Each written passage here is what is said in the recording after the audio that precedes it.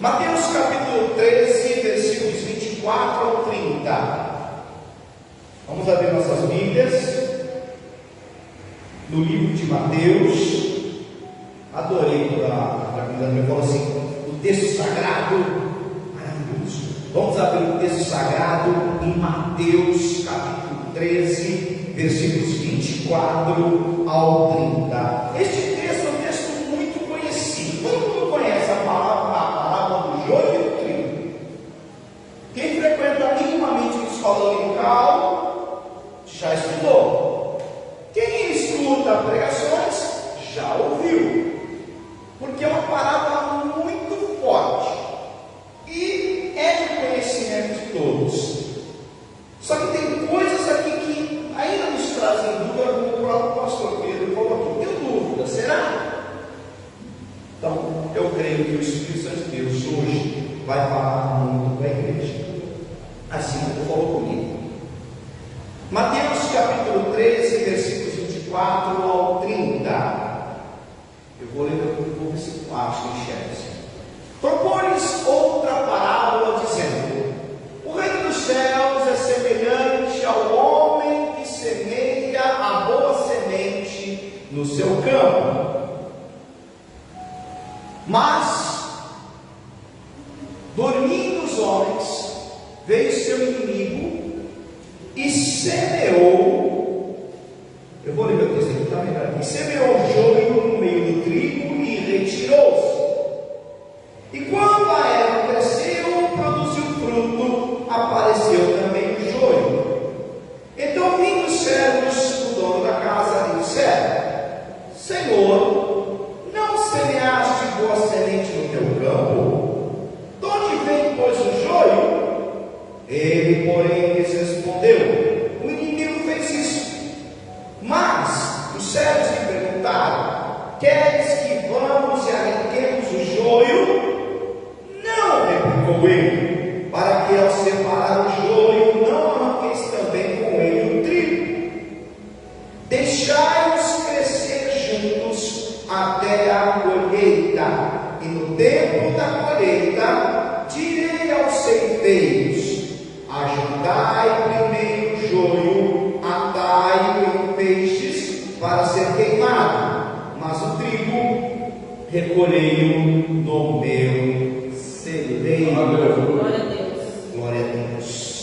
Aqui nós vemos a parábola, Jesus dando a parábola do joio e do trigo, dizendo que havia um campo e o Senhor do campo, Deus, mais para frente no próprio texto de Mateus, no capítulo 13 mesmo, ele senta com os discípulos e explica de uma forma mais lúdica esta parábola. E Jesus diz que o Senhor dentro do campo é Deus, e que Deus semeou na terra o trigo, e que vindo de noite o inimigo, o adversário, o diabo, colocou no meio da terra, no meio do campo, semeando o joio. E no dia seguinte, ao ver semear o joio, os trabalhadores, que Jesus diz que são os anjos do Senhor, tu não colocou o trigo e este joio? Foi o inimigo que semeou. Então vamos arrancar. Os anjos queriam arrancar o joio do meio do trigo. E o Senhor disse: não façam isso, porque ao arrancar o joio virá junto o trigo. Espere crescer. Quando maduro, no final dos tempos, na ceifa, na hora do final de tudo, nós vamos recolher, e aí separará o trigo e o joio. O joio vai ser juntado todos e lançado no fogo. E Jesus responde: no inferno, na perdição. E o trigo será reunido e ficará, descansará, permanecerá no celeiro celestial. Então, nesse texto, nós vemos que Jesus ele traz grandes elementos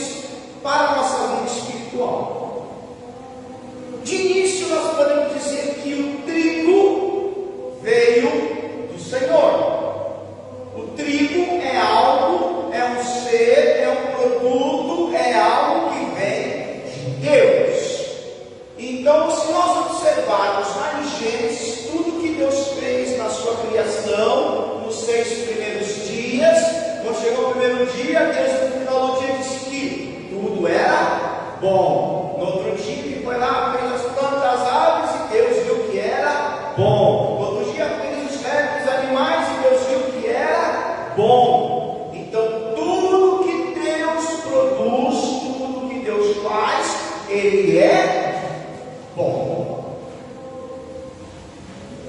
O trigo, ele é o segundo maior cereal do mundo, mais plantado no mundo. O primeiro é milho. O primeiro cereal mais plantado na terra hoje é o milho. O segundo é o trigo. O terceiro é o arroz. O trigo ele foi plantado, foi descoberto lá já na época da Mesopotâmia, no Antigo Egito.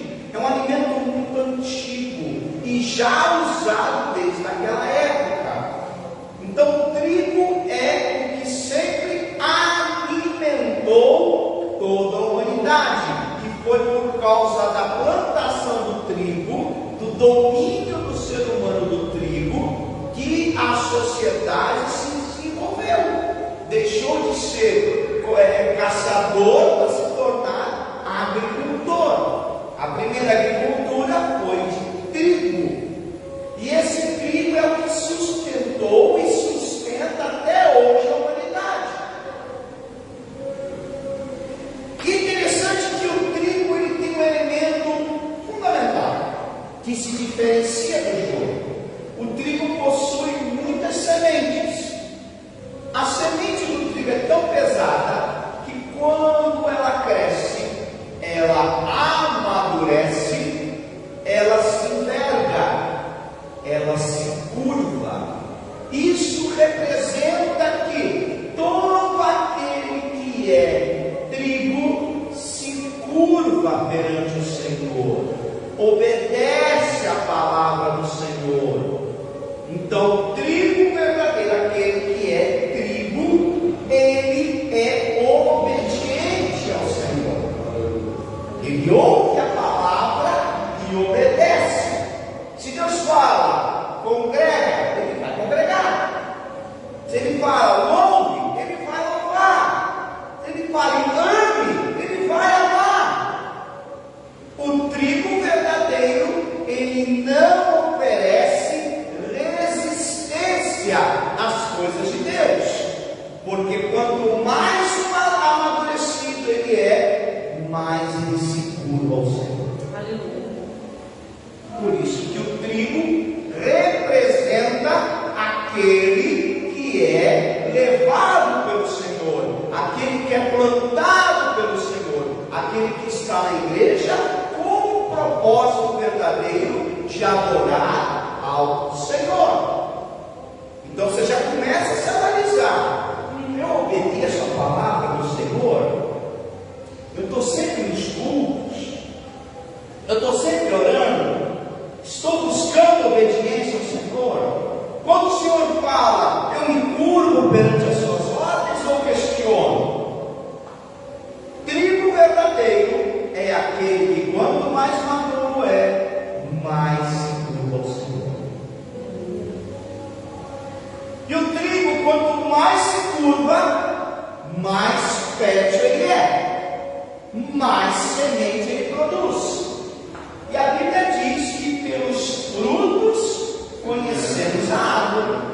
Então, quanto mais frutos você produz, melhor trigo você é. E para alcançar as mansões celestiais, para alcançar o celeiro de Deus, temos que ser trigo. Amém, meus filhos? Glória a Deus. E o joio? Versículo 25 diz que o joio é plantado pelo inimigo. Primeira coisa que eu queria dizer sobre o inimigo: o diabo não é inimigo de Deus. É inimigo de Deus? Como assim, presbítero? Porque se ele fosse o real adversário de Deus, não haveria luta, haveria massacre. Porque Deus é todo poderoso. E o diabo sabe que não pode contra o Senhor. O diabo sabe sabe o destino que ele tem. O diabo sabe que ele é limitado perante o Senhor. Ele sabe disso. Então, o diabo, ele não vai de inimizade contra Deus, mas vai de inimizade contra nós. Então, o diabo, ele é inimigo nosso. É nosso adversário. Ele vai fazer de tudo para atrapalhar a nossa vida, para que não sejamos trigo. E uma das formas que o diabo faz é plantando o joio. O joio é uma erva daninha. Nos textos originais, ele não usa a palavra joio, ele usa a palavra erva daninha. Erva daninha é toda aquela erva que não é plantada pelo homem e que atrapalha a horta, atrapalha a agricultura. E ela tem que ser retirada, em alguns casos, excetuando o joio, do meio da plantação. Quem tiver qualquer hortinha em casa sabe o que eu estou dizendo. Você vai lá, você vai plantar lá no alface, do lado nasce o capim e atrapalha o crescimento do alface, atrapalha o crescimento da planta, porque a erva daninha vai puxar do solo todos os nutrientes, vai roubar a bênção do trigo. O joio tem essa característica. O joio, ela é uma erva que ela não produz frutos, porque ela é vazia, ela é sem semente.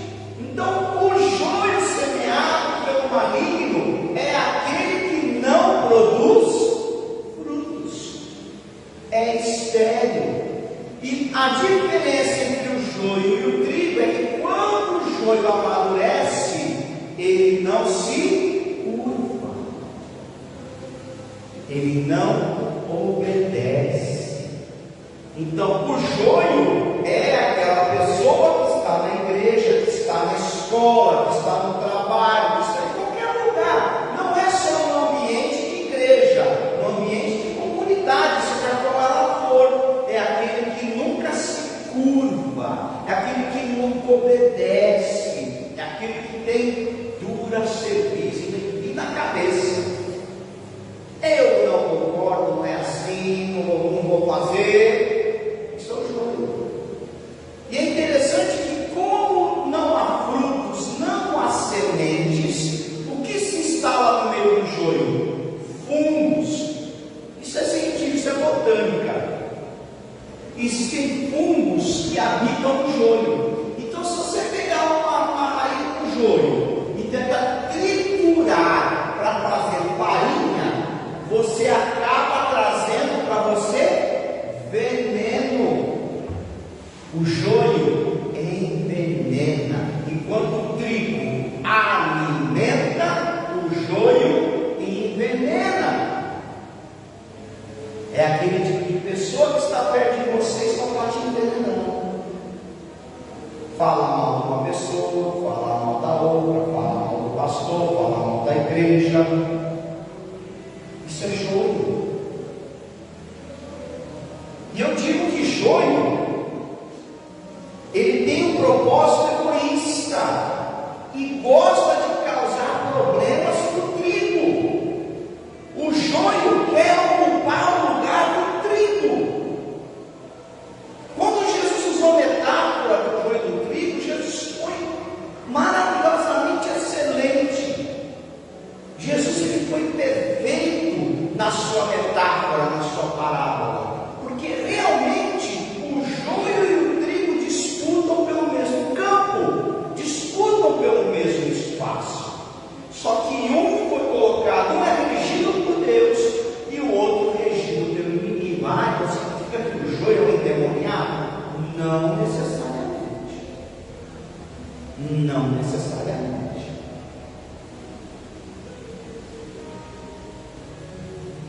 Destino do joio e do trigo. O joio, como nós falamos aqui no versículo 30, é separado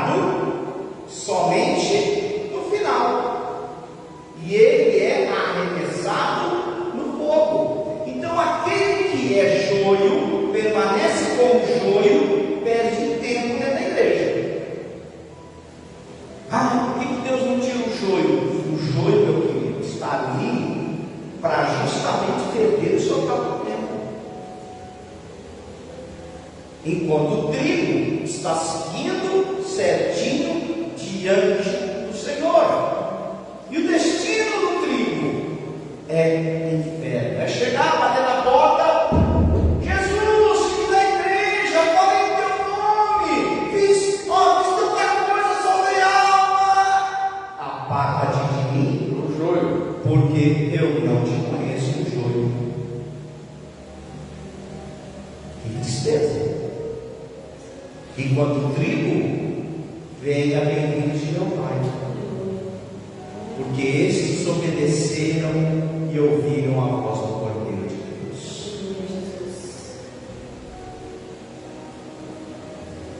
Agora, uma coisa que eu gostaria de trazer, que até aqui eu acredito que não é nenhuma novidade para os irmãos. Tudo que eu falei aqui, tudo que conversamos aqui que foi pregado, não é novidade. Tudo a gente já escutou. Se você ler a Bíblia, você vai entender isso. Até as Bíblias de estudo falam isso nos rodapés. Mas alguma coisa que me chamou muita atenção. Versículos 28 e 29. Versículo 28, por favor. Eles lhe disse: o inimigo que fez isso, e os servos lhe disseram: queres, pois, que vamos arrancá-lo? Ele, porém, disse: não, para que, ao colher o joio, não arranqueis também o trigo. Primeira coisa que eu vejo aqui, que nem os anjos do céu sabem identificar quem é joio e quem é trigo. Isso é um ponto inicial, meus amados. Primeira coisa, não devemos julgar. Quem ali, é joio, quem ali, eu sei, é joio. Aquele ali é abençoado, trigo.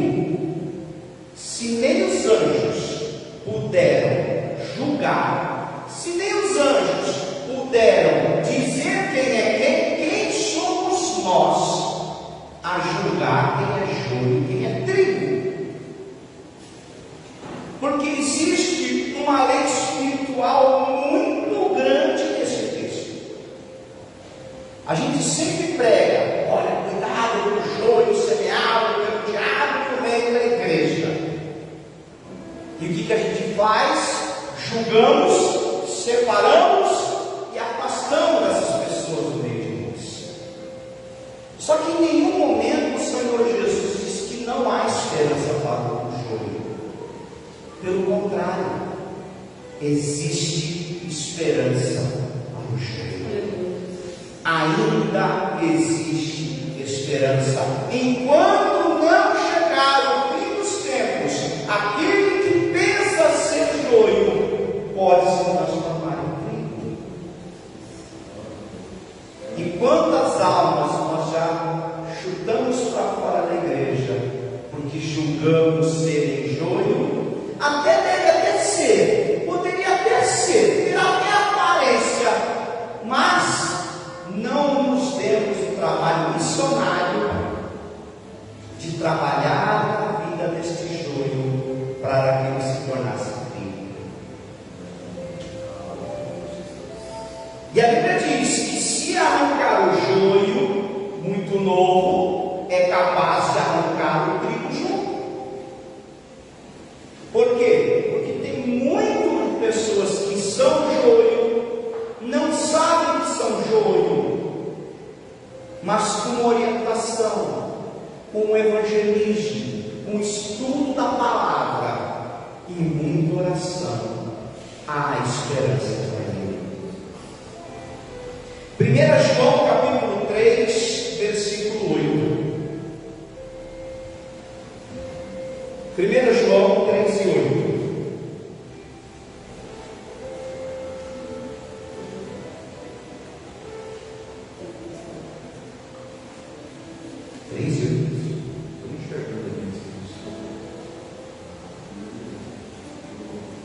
1 João, não é o Evangelho de João.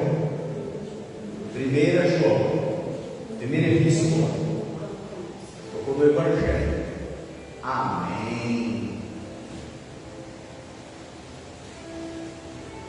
A parte B do versículo, segunda parte. Para isto se manifestou o Filho de Deus, para destruir as obras do diabo. Glória a Deus. O joio é uma obra do diabo. Ser joio é uma obra do inimigo. Mas mesmo assim, o Filho de Deus se manifestou até para destruir esta obra do diabo, transformando o joio verdadeiramente em trigo. Eu tenho um exemplo aqui, que eu sei que vai me entregando. O presbítero César, lá do Guarujá, tem um testemunho maravilhoso quanto a isso. Ele começou a namorar com a Letícia, e no começo do relacionamento, ele só entrou na igreja para tirar da igreja. Ele entrou na igreja para tirar ela. Não, eu vou entrar lá, vou me converter, e aí eu convenço ela para sair. Isso é característica de joio.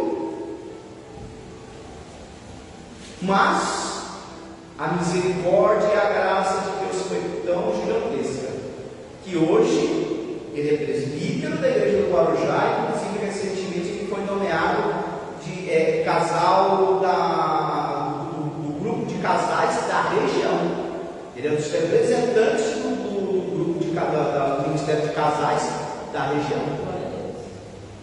Alguém que entrou na igreja para tirar outra pessoa, para arrancar o trigo do campo do Senhor, e ele simplesmente se tornou trigo.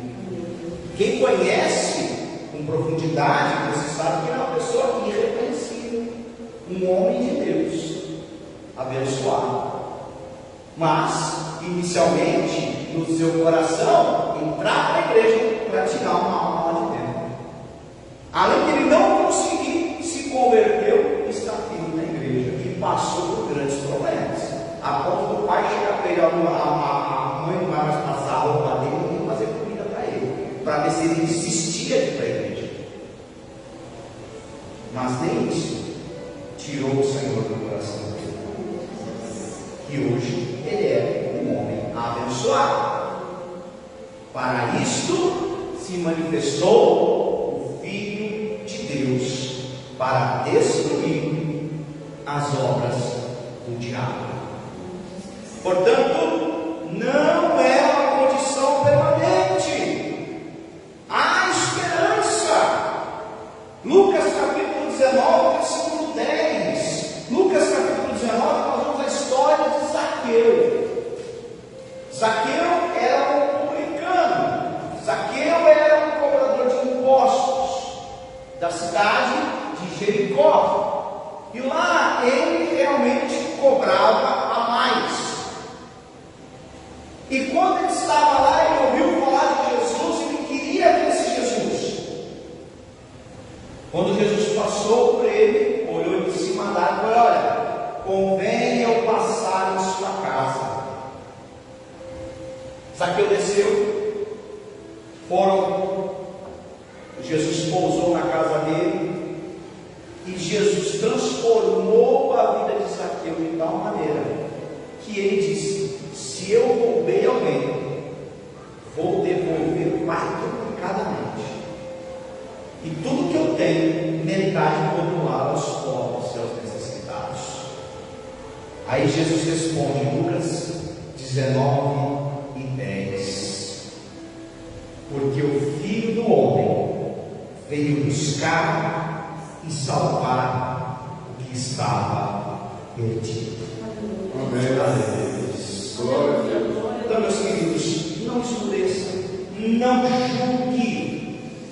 E se você estiver se identificando, realmente, olha, eu acho que eu sou joio, existe a oportunidade de você mudar de vida. Existe a oportunidade do Senhor entrar na sua vida e transformar a sua vida. Há esperança para você.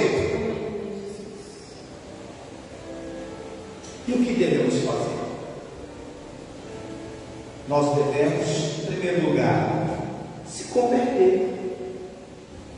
Primeira coisa, convertermos os nossos maus caminhos. Isso é uma questão de arrependimento e não remorso.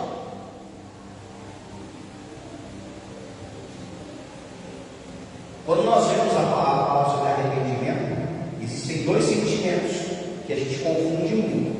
Tem aquele que é pego no flagrante, no erro flagrante, e ele vai sentir remorso. Ele não se arrependeu do que ele fez, ele se arrependeu de ser pego. Isso não existe conversão. A verdadeira conversão é, em verdade, se arrepender. Zaqueu foi um grande exemplo disso. Quando ele viu que era joio, quando ele viu que estava errado, quando ele viu que estava perdido, ele não somente deixou de praticar, como ele resolveu compensar as pessoas por que ele errou. Frutos de verdadeiro arrependimento e de verdadeira conversão. Entregar a nossa vida às mãos do Senhor.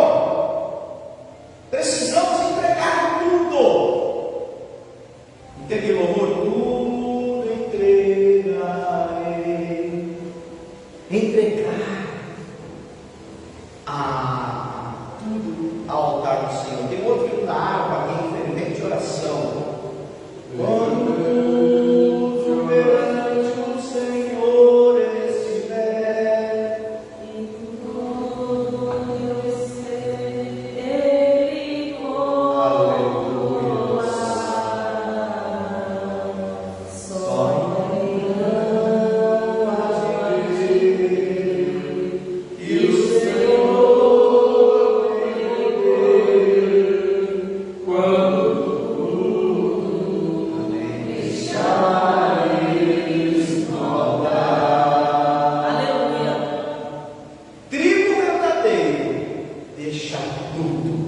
perante o Senhor. Aleluia, glória a Deus. O joio não quer, o joio tem medo de entregar e não sabe o que vai acontecer, porque dentro de si ele é vazio, sem semente. Então o início de tudo é entregar tudo no altar do Senhor. Então hás de ver que o Senhor tem poder quando tudo deixares no altar. Aleluia. Aceitar o reino de Deus sobre a sua vida.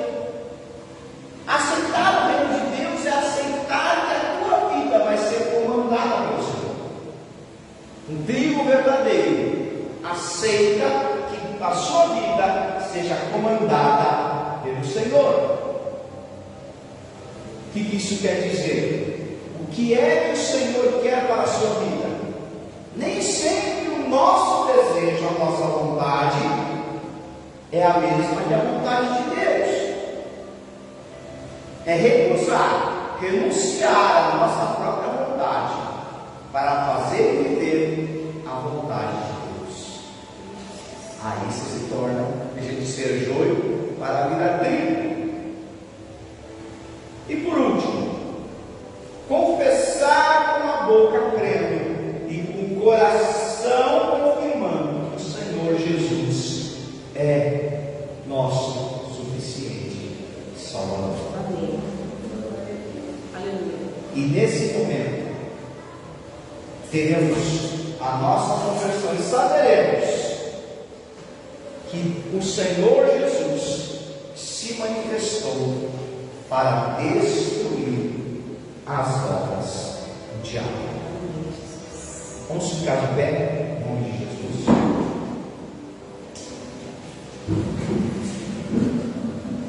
Eu quero lhe convidar neste momento para você colocar a sua mão no seu coração. Não julgue. Não quero que você use isso de julgamento. Não é hora de julgamento neste momento. Em primeiro lugar, eu quero que você se analise.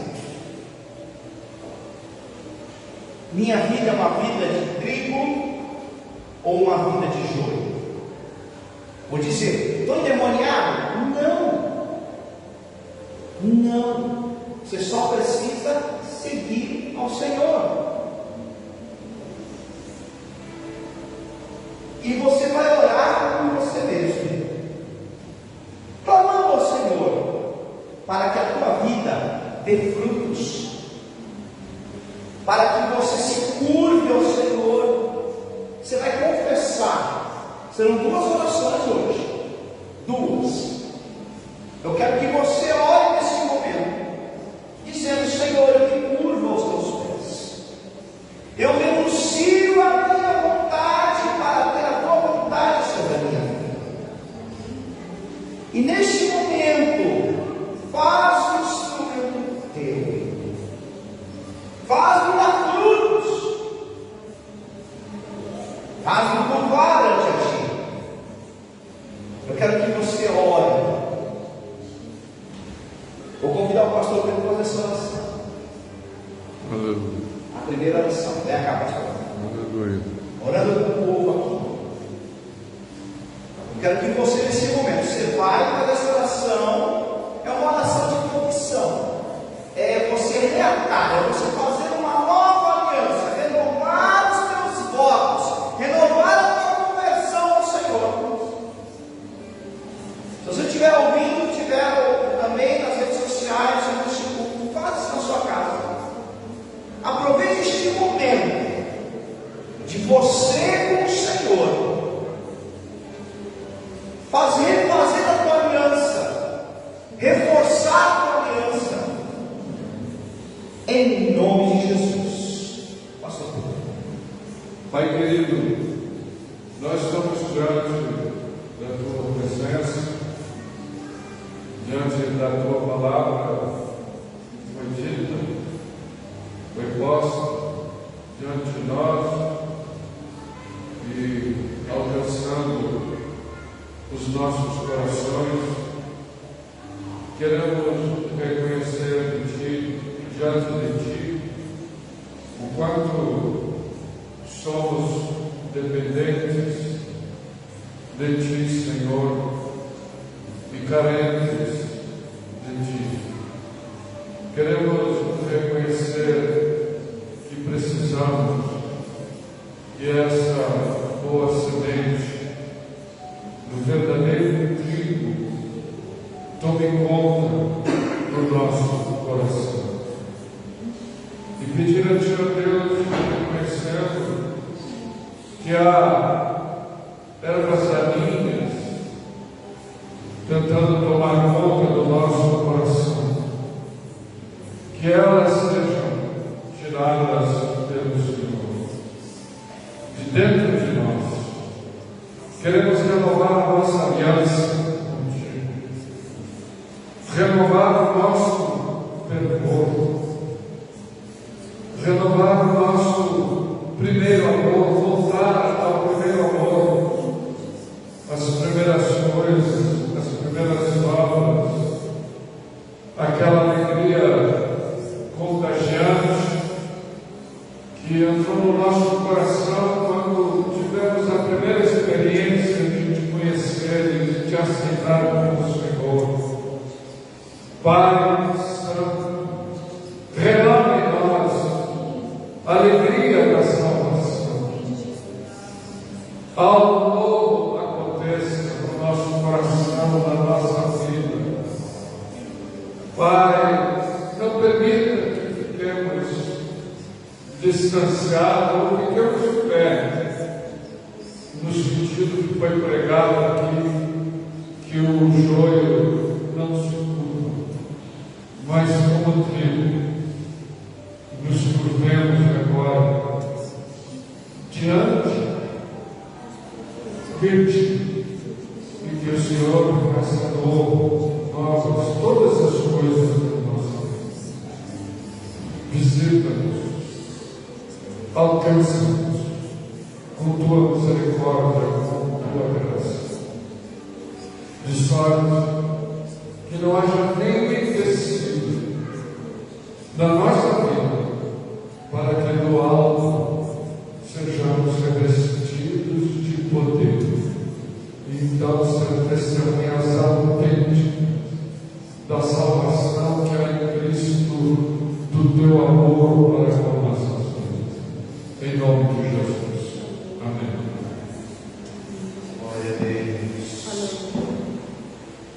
Vamos louvar, antes de fazer a segunda oração, vamos louvar a oração. Em repente, oração.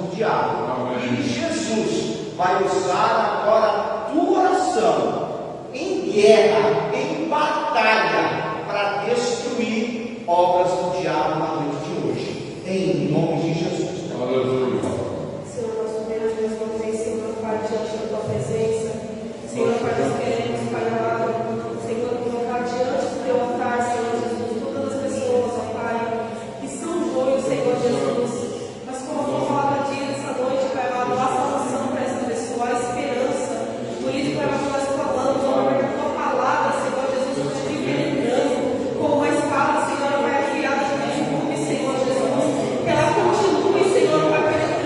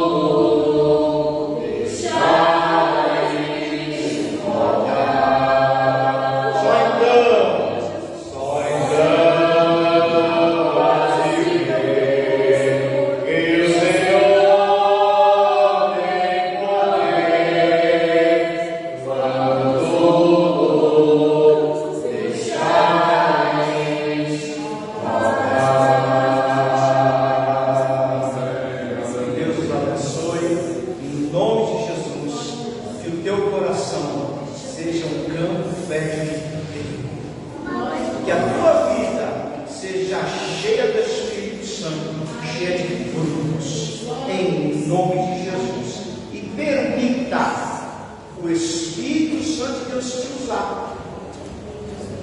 Deixe o Espírito Santo fluir na tua vida. Permita. Às vezes falta tão pouco. Só falta você permitir. Às vezes uma conversa com uma pessoa, com um amigo, às vezes conversando com alguém no WhatsApp, e às vezes uma mensagem no Facebook. O Senhor quer te usar. Mas você não se encoraja, você acha que não é com você, Deus quer usar você. Amém. Outro exemplo, até para terminar aqui, Jesus, quando ele foi fazer a entrada triunfal em Jerusalém, para cumprir uma profecia, acho que de Zacarias, Jesus tinha que entrar em cima do jumentinho. E aí os discípulos foram buscar o jumentinho. Ninguém sabe a história do jumentinho antes dele ser achado. E depois que ele foi usado, ninguém ouviu mais falar do jumentinho na Bíblia. Mas naquele momento ele foi importante para cumprir a vontade de Deus. Permita Deus te usar para que a vontade de Deus prevaleça. Aleluia. Em nome de Jesus. Aleluia, glória a Deus, aleluia. Queridos, nós